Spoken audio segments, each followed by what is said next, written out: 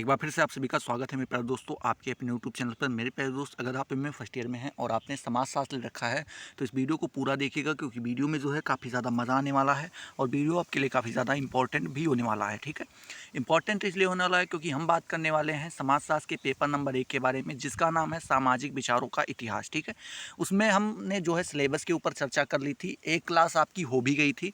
ये आपका जो प्रश्न नंबर 1 है इसके ऊपर हम चर्चा कर रहे थे, जिसमें से हमने एक क्लास इसमें कर ली थी। आधा क्वेश्चन हमने देख लिया था, आधे के बारे में अभी हमें जानकारी प्राप्त करना बाकी था। ठीक है, वीडियो काफ़ी ज़्यादा लंबा हो रहा था तो इसलिए हमने जो है उसे शॉर्टकट में देखने का प्रयास किया था। प्रश्न का था क्या था आपका, एक बार फिर से याद दिला देते हैं। तो प्रश्न आपका था कि पश्चिम में सामाजिक विचारों के विकास का उल्लेख कीजिए, ये आपका प्रश्न था। ठीक है, इसमें हमने जो है सब कुछ देखते हुए कुछ आपके वैज्ञानिक लोग थे उनके बारे में भी पढ़ा था। और यहाँ पे जब हम पहुँचे थे तो हमारी एक हेडिंग ये बची थी यहाँ से लेकर के कि पूर्व आधुनिक सामाजिक विचार। क्या मेरे प्यारे दोस्त, पूर्व आधुनिक सामाजिक विचार के बारे में हम चर्चा कर रहे थे। बात करते हैं यहाँ पे, तो यहाँ पे हमें लिखना होता है मेरे प्यारे दोस्त कि सामाजिक विचारों के क्षेत्र में मध्यकाल के बाद और आधुनिक काल के पूर्व के विचारों को पूर्व आधुनिक काल के नाम से जाना जाता है। यहाँ पे आपको कहने का मतलब ये है कि जो आपका मध्यकाल के बाद का समय होता है और जो आधुनिक काल के पहले का समय होता है उसी को हम क्या कहते हैं, उसी को कहते हैं पूर्व आधुनिक काल। ठीक है, क्या पूर्व आधुनिक काल के नाम से जानते हैं। इस काल में विचारकों में आर्थिक विचारक, व्यक्तित्ववादी विचारक एवं स्वप्नशील विचारक आते हैं। मतलब कह रहे हैं कि जो ये काल है, इस काल में हमें कुछ विचारक जो हैं ऐसे देखने को मिले हैं जो आर्थिक मुद्दे को अपना केंद्र मानते थे, कुछ लोग ऐसे थे जो व्यक्ति को अपना केंद्र मान के चलते थे और कुछ अपने स्वप्न को केंद्र मानकर चलते थे। ठीक है, आगे आपको लिखना होगा इस युग के प्रमुख विचारकों में निम्नलिखित विचारक महत्वपूर्ण हैं। पहले कौन से हैं आपके, तुम पहले हैं मैकियावेली। ठीक है, ये कौन से हैं, मैकियावेली। इनके बारे में देखें तो इनका जन्म जो है, मैकियावेली जी का जन्म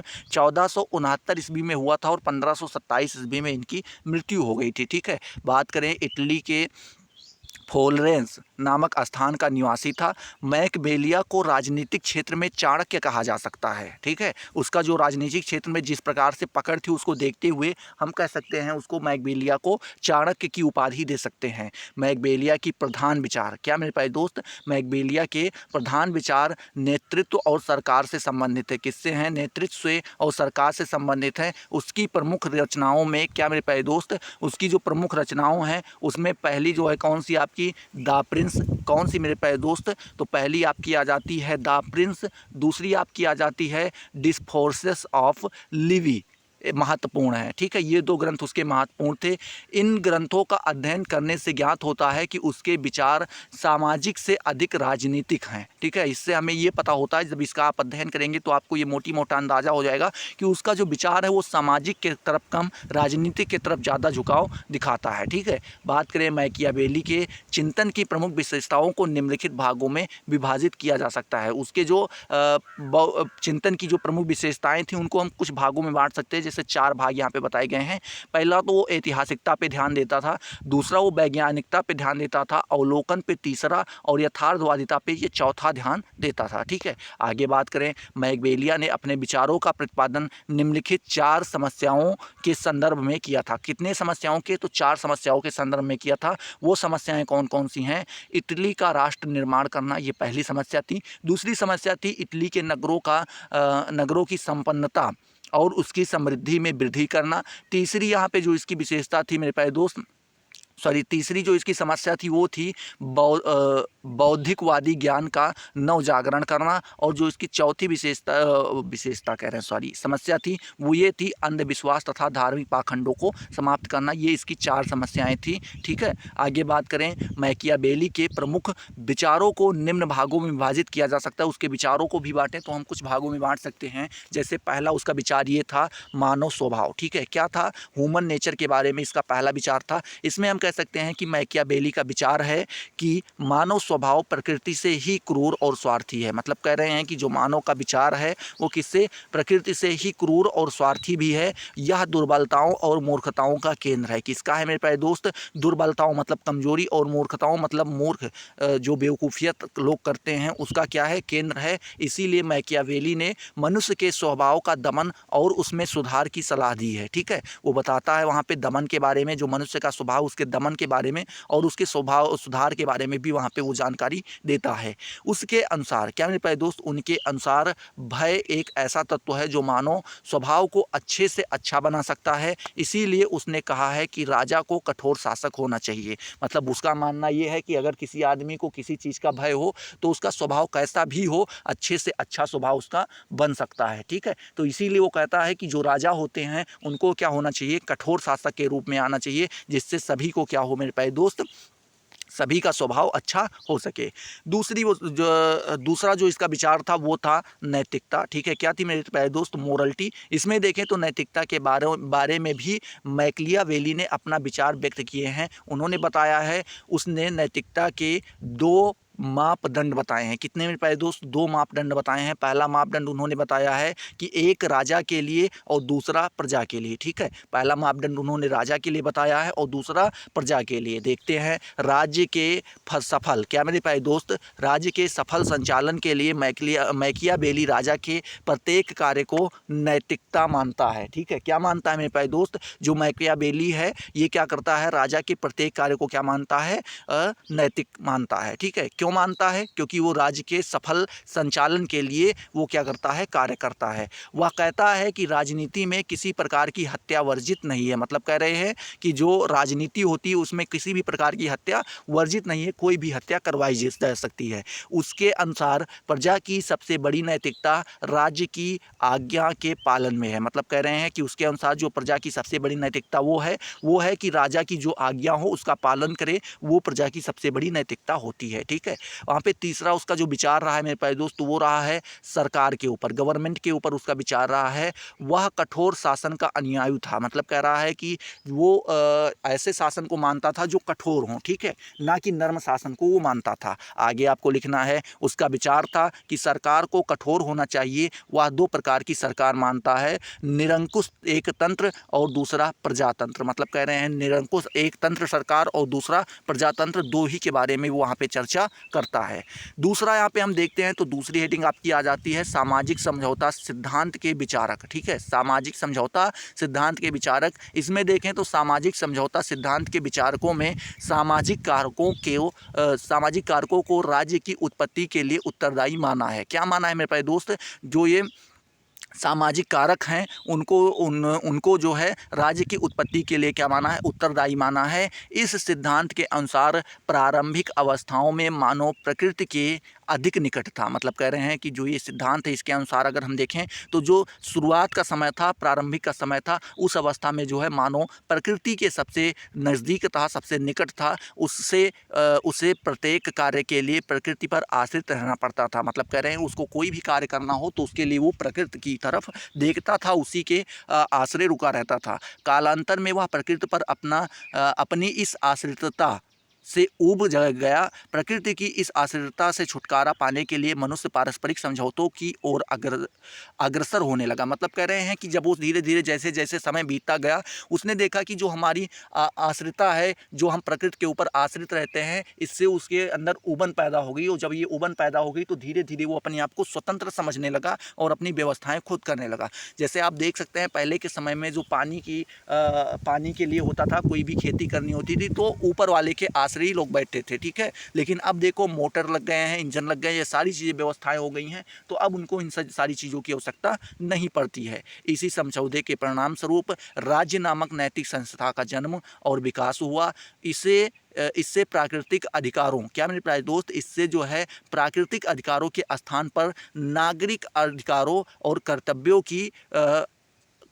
की व्यवस्था उत्पन्न हुई। ठीक है, आगे आपको लिखना है, इस सिद्धांत के प्रमुख विचारकों में निम्नलिखित तीन अत्यंत ही महत्वपूर्ण हैं। पहले कौन से आपके आ जाते हैं, हॉब्स महोदय, इनके बारे में देखते हैं।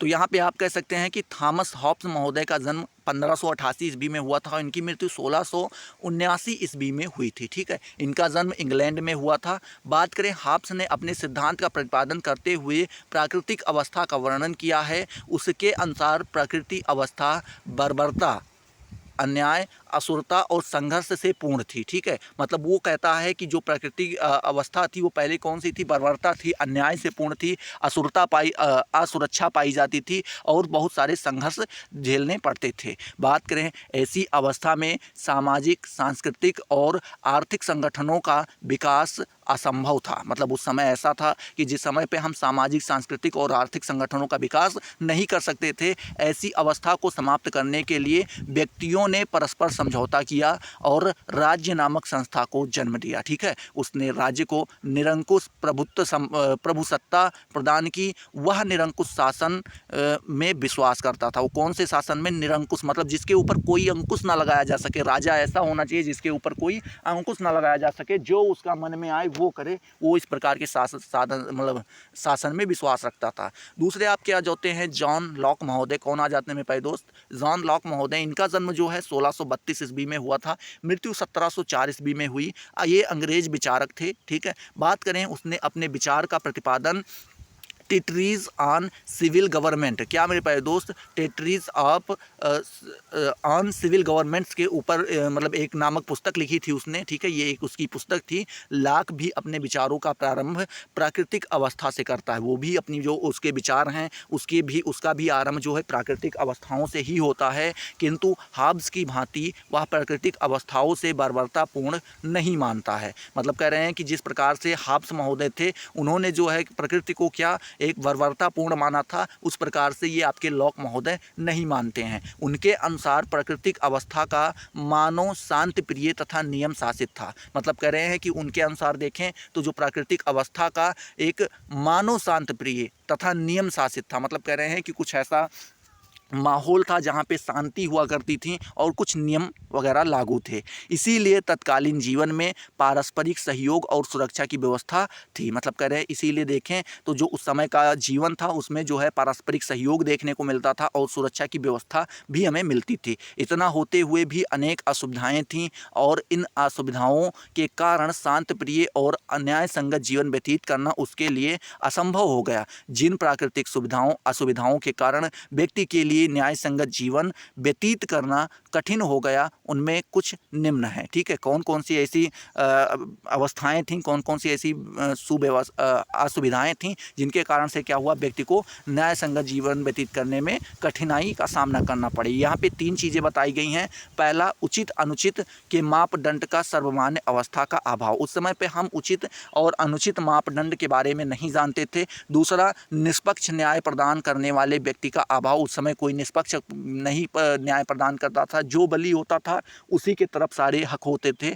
ऐसी सत्ता का अभाव था जो प्राकृतिक कानून और न्यायाधीशों के कानून को परिवर्तित कर सके। उस समय ऐसी सत्ता कोई भी नहीं थी। ठीक है, बात करें आगे, इन प्राकृतिक असुविधाओं से निपटने और राज्य की स्थापना के लिए सामाजिक समझौते किए गए। सभी व्यक्तियों ने स्वयं को नागरिक समाज में मिला दिया। ठीक है, जितने भी लोग थे उन्होंने क्या किया, अपने आप को नागरिक समाज में क्या कर दिया, मिला दिया। और लॉक ने संवैधानिक एक तंत्र का समर्थन किया जिसमें प्रभुसत्ता जनता के हाथ में थी। ठीक है, पहली बार क्या हुआ कि लॉक जी ने एक संवैधानिक एक तंत्र का समर्थन किया और उसमें क्या बताया गया कि इसमें जो प्रभुसत्ता है वो किसके हाथ में हो, जनता के हाथ में होना चाहिए। ठीक है, यहाँ पे 7 नंबर तीसरे आपके यहाँ पे बताए गए हैं। तीसरे नंबर रूसो महोदय, तो इनकी बात करें तो इनका जन्म 1712 ईस्वी में हुआ था और 1778 ईस्वी में इनकी मृत्यु हो गई थी। ठीक है, और इनका जन्म जो है वो जिनेवा में हुआ था। उसने अपने सिद्धांत का प्रतिपादन जो है किसमें किया था, तो सोशल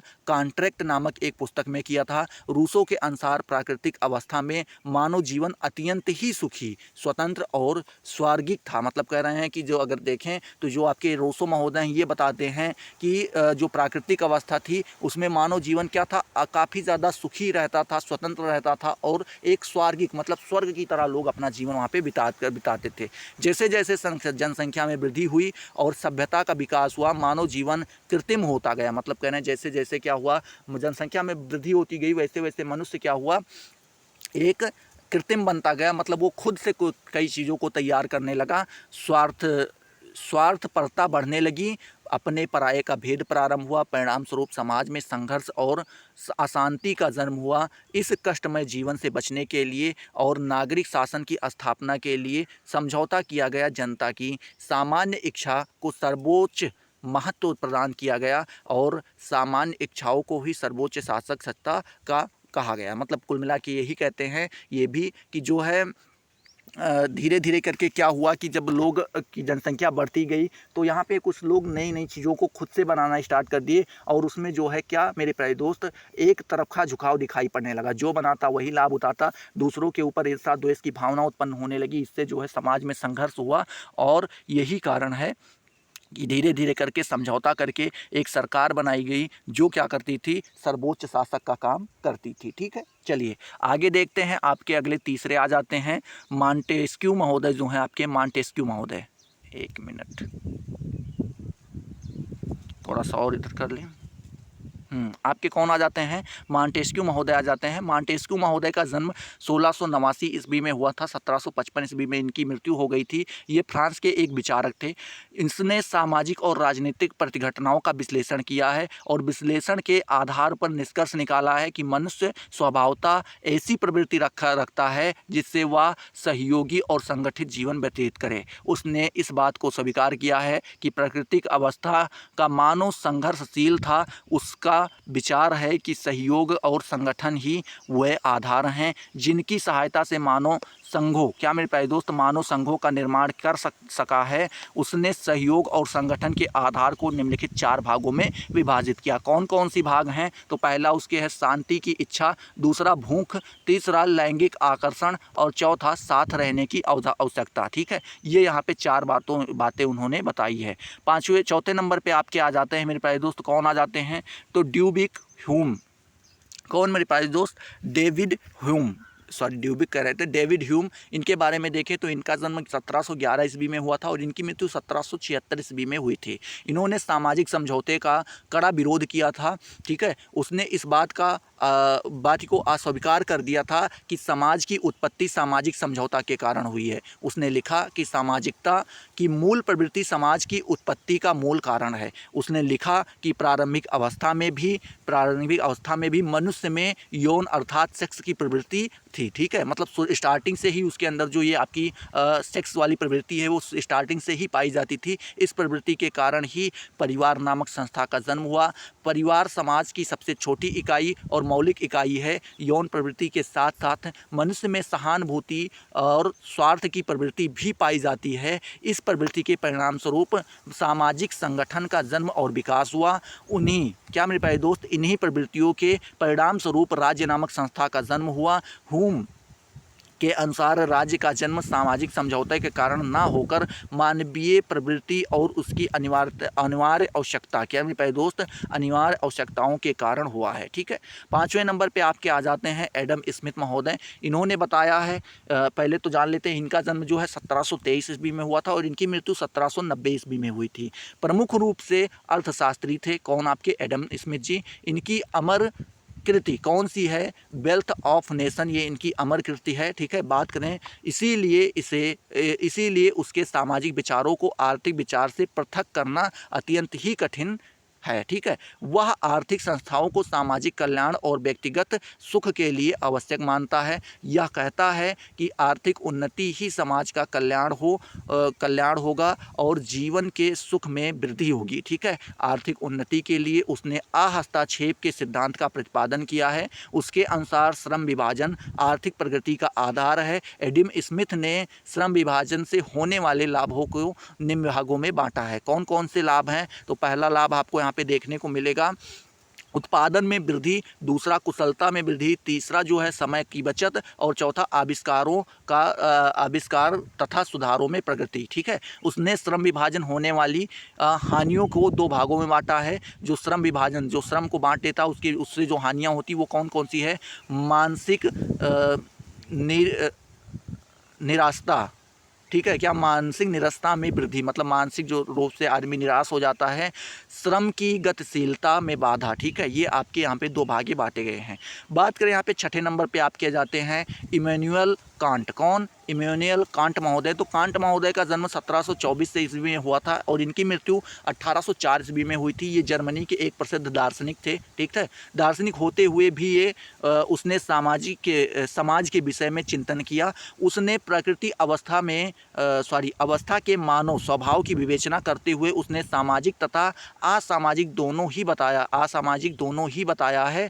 व्यक्ति के साथ साथ और पृथक पृथक रहने की दोनों इच्छाएं पाई जाती हैं। व्यक्ति का अन्य लोगों से होने वाले संघर्ष का मूल कारण यह है, क्या है मेरे प्यारे दोस्त, यह है कि वह सामाजिक वस्तुओं और घटनाओं को अपनी इच्छा अनुसार निर्देशित करना चाहता है। क्या करना चाहता है मेरे प्यारे दोस्त? निर्देशित करना चाहता है। उसके अनुसार समाज के कानून व्यक्ति के व्यवहार को नियंत्रित कर सकते हैं। बात करें 7वें नंबर पे आ जाते हैं बेंथम महोदय। इनका जन्म 1728 ईस्वी में हुआ था और मृत्यु 1832 ईस्वी में हुई थी। ये एक व्यक्तिवादी विचारक थे। बेंथम के सिद्धांत को उपयोगवादितावाद, क्या मेरे प्यारे दोस्त, उपयोगवादितावाद के नाम से जाना जाता है। उसका विश्वास अधिकतम व्यक्तियों का अधिकतम सुख, क्या मेरे प्यारे दोस्त, अधिकतम व्यक्तियों का अधिकतम सुख में था। उसका विचार है कि मानवीय क्रियाओं को संचालित करने में निम्न दो आधार है। पहला कौन सा है? सुख, और दूसरा कौन सा है? दुख। ठीक है, बात करते हैं आगे। तो आगे लिखा है कि यदि व्यक्ति की समस्त क्रियाएं, क्या मेरे प्यारे दोस्त, व्यक्ति की समस्त क्रियाएं सुख और दुख दो आधार मानकर संचालित होती हैं। व्यक्ति ऐसे कार्यों का संपादन करता है जिससे उसको अधिक से अधिक सुख प्राप्त हो। बेंथम सामाजिक कल्याण की बात में भी सोचता है। व्यक्ति की प्रसन्नता का आधार उसके साथियों का सहयोग, उसके अनुसार सहयोग सुख का साधन है। बात करते हैं 8वें नंबर पे आपके माल्थस महोदय आ जाते हैं और ये आपके आखिरी हैं। इन्होंने बताया है, माल्थस महोदय का पहले जन्म जानते हैं तो 1756 ईस्वी में हुआ था और 1836 ईस्वी में इनकी मृत्यु हो गई थी। ये इंग्लैंड के जो है एक सामाजिक विचारक थे। ठीक है, बात करें इसके सिद्धांत को जन्म संख्या के सिद्धांत के नाम से जाना जाता है। बस इतने में ही आपका सब कुछ समाप्त हो जाता है। तो आई होप ये सारी चीज़ें आपको क्लियर हुई होंगी। अगर क्लियर हुई तो फटाफट वीडियो को लाइक करो, अपने दोस्तों के साथ शेयर करो। अभी तक अगर आपने चैनल को सब्सक्राइब नहीं किया तो सब्सक्राइब करके बेल वाले आइकन को जरूर प्रेस कर दो, और जिससे आपको सारी नोटिफिकेशन मिलती रहे और आप उनसे लगातार लाभान्वित होते रहें। चलिए अगले वीडियो में मिलते हैं नए जोश नए टॉपिक के साथ। तब तक के लिए जय हिंद, जय भारत।